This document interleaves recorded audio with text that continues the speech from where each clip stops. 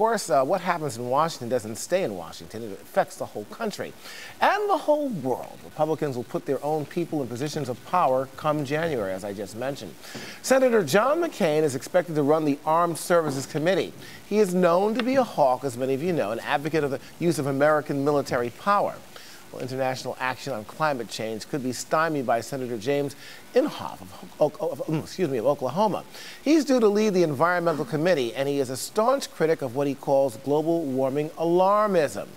Well, our good friend Steve Acunto is Chancellor of the Consular Corps College and, of course, a frequent guest on Arise Review. Welcome back to the show. Thank you. Good morning. What is the reaction globally to this midterm election? What are you hearing out there? Well, you know, it is a sea change. Mm-hmm. You have... First of all, the most prominent figure, I think, would be John McCain. Now will be heading Armed Services. John McCain, like Lindsey Graham, who is also a very important Republican, is they're interventionists. They're not isolationists. Of course, in that same party, in the same Republican Party, you've got Ted Cruz and Rand Paul, who are isolationists. There'll be a little mix there, but I think John McCain's been on that committee 27 years.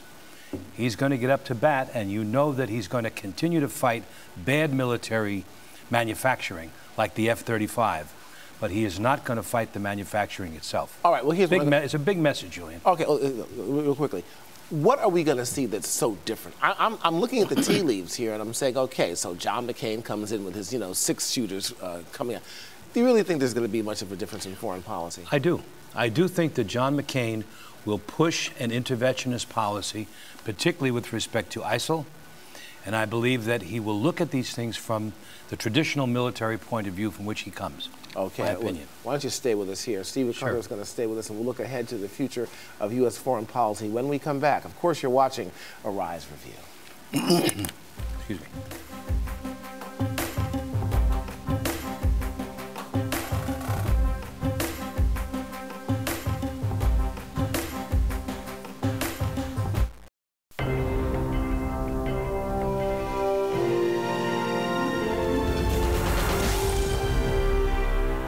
We're back with Steve Acunto, Chancellor of the Consular Corps College, taking a look at the global impact of the American election.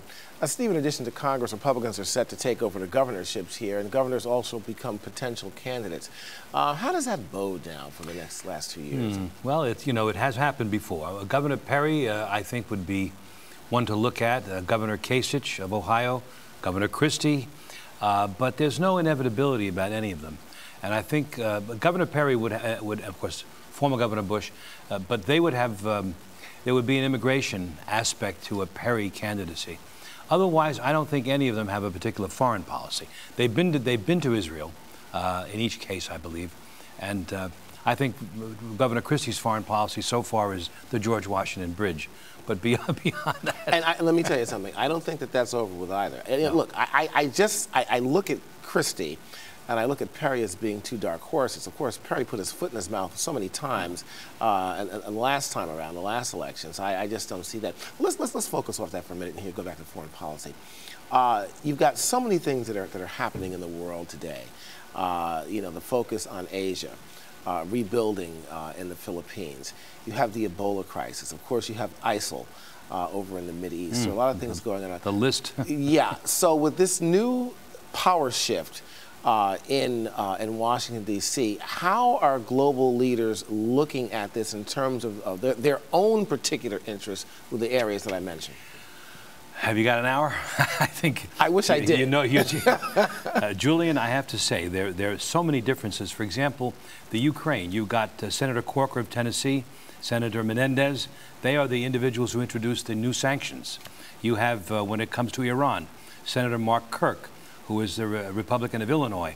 He introduced another set of sanctions against Russia. So in each instance, there are Republicans who are hawkish toward problems in the world and others who are isolationist.